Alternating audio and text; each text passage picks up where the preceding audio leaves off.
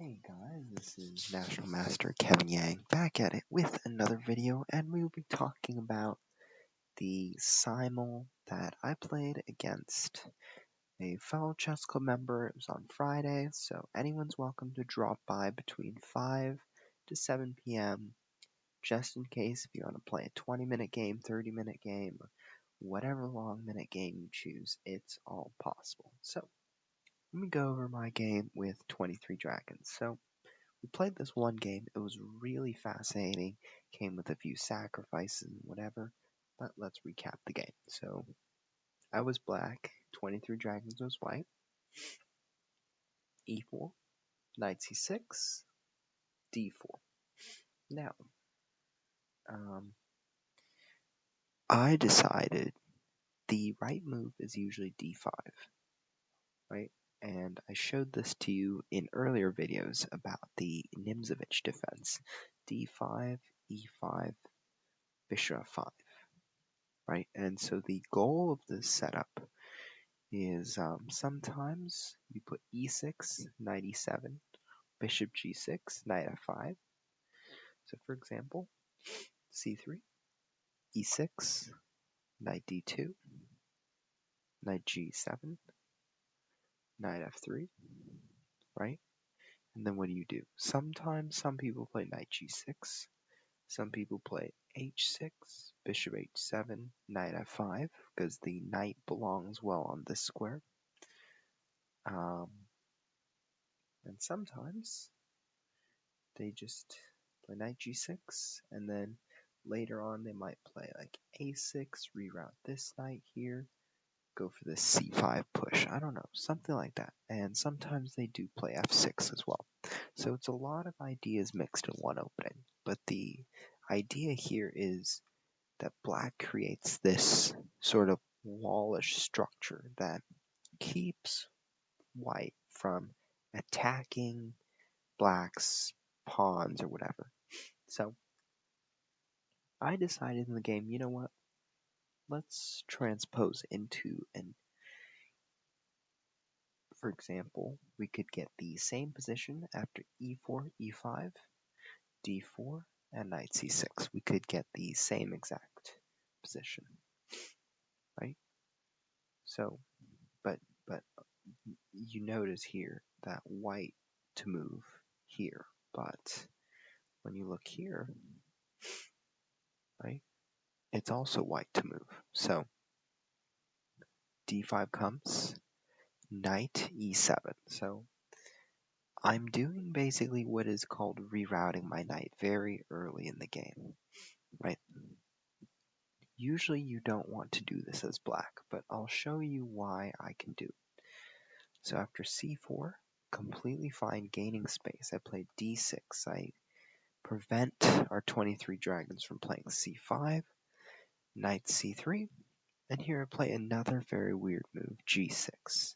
And I'll show you why, but knight f3, bishop g7, just bringing everything out. Now, my plan here is f5. However, white has this move knight g5, and sometime soon he can sneak in his knight to e6. So for example, I play knight f6, castles, right? Castles. And let's say b3. And after h6, what happens? Well, he can sneak his knight into e6, and after bishop takes, d takes, and I play something like queen c8, go for the pawn. Well, then what happens? Knight d5. This knight's threatened. After queen takes, knight forks. Right? Let's say we play something like rook e8. Well, that loses too, because after takes, takes. Well, no, this wouldn't lose. My bad. So after this, we have to realize, okay, this pawn is sort of crumbling, right? So think about it like this. E takes f5, and after g takes f5, then what happens? Knight takes, rook takes, And bishop takes f5. This guy's pretty deadly. It's pretty much game for now, unless somehow we bounce back. But that's why I played the move h6, because I do not want the knight coming here, do not want the knight coming in here. So after castles, I played f5. And you notice I'm setting up my pieces for a kingside attack. I'm sort of abandoning the queenside. So this is what is called like a King's Indian sort of attack, because it originates from a King's Indian kind of structure. So in the King's Indian, I can show you the King's Indian d4, knight f6, c4, g6, knight c3, bishop g7, and all this, right, you realize is fine, and then you realize the same thing is happening, right? f5, knight d7, knight f6, g5. It's somewhat the same plan, right? So there are so many moves here. There's a5, there's knight h5, there's knight bd7. So it's all variety. So let's move on, shall we? Let's go back to the game. So after castles, played f5, knight d2, perfectly fine evacuating the knight, because our friend 23 Dragons knows that got to give some space for this pawn. This pawn has got to solidify the center, right? So knight f6, f3. And I want to tell you the reason why white wants to solidify the center. Because first of all, I will have opportunities to, like for example, after knight d2, I could have just taken right away. But after takes, right, I played knight f6. Well, now after takes, taking. Now this pawn's a little bit weak, and I wouldn't like that. But if I reinforced with knight f6 first, right, let's say knight f6, white does not play f3. Let's say I plays b4. Then what happens? Well, first of all, I could play castles. And then let's say white plays c5, just goes for it. But then what happens? I play a5, right? I could play a5, or I could even just take here. And the thing with taking is that knight takes, bishop takes. Well, now I get this opportunity to develop my other bishop. Or I could play a5 as well. Very flexible. But the idea is this pawn here restricts my pieces from going here. So that's why in this sort of, right, so after f5, knight d2, knight f6, f3, now white does not have to take this, right? And if I take back, just takes with the pawn, and I never get anything out on this square. So that's why the f3 with the e4 reinforcement is a little bit important. So let's move on. After castles, b4, a5. And notice that I play this a5 move because white's goal is to play c5, right? And before that, you have to undermine the guy supporting it. So what I'm doing is a simple distraction. And here the best move is taking. Despite that you're not going to capture this. Well, after rook takes, knight b3, get the rook back, rook a8, and now what do?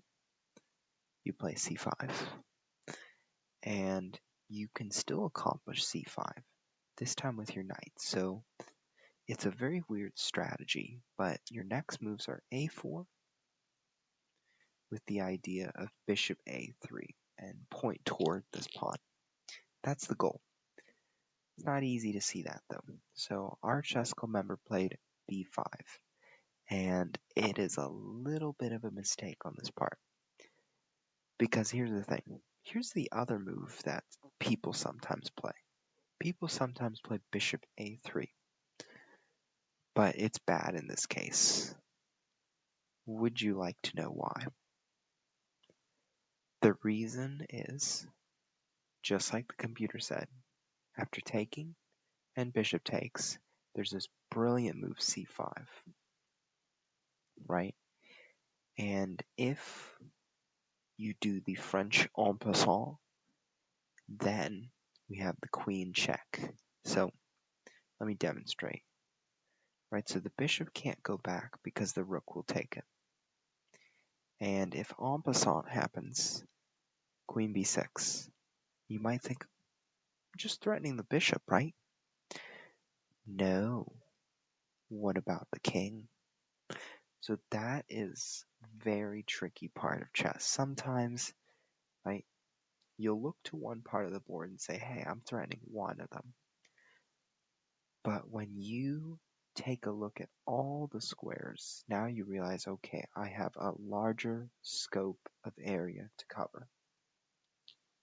So, okay, let's go on. So here's the reason why b5 is a little bit of a mistake. The mistake is because now I haven't touched my attack yet. I've just laid it flat, and I've sort of played the waiting game on this side. But now that white's played b5, well, now I know the only form of attack that black can use is the c5 square. So white's going to be doing like knight b3, a4, get the bishop out, and push this. But what am I going to do? I'm going to play knight d7. I'm going to occupy this square, and I'm going to sit there. So after a4, knight c5, bishop c2, just protecting, no biggie. Now I play g5, right? So I'm not doing anything, but now I take the action. I realize, you know what? I've shut down everything here. It's time for me to begin. Bishop a3. Now I think, okay, there is the possibility of taking here. Do I care? Do I care enough? And the honest answer is no. I should not care about it. I should be playing f4 because after takes, white can insert the knight in, and that's not good for me. I want to keep the pieces away. So what I want to say is by playing b6, I just made a mistake. Now you don't see this, but e takes f5, bishop takes f5, and knight de4. This is good for white, and here's a reason why. I don't really have an attack going, right? And white has this square all controlled.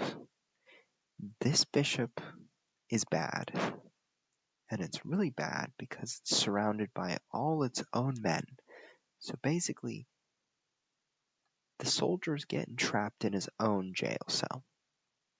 That's not a good thing, right? So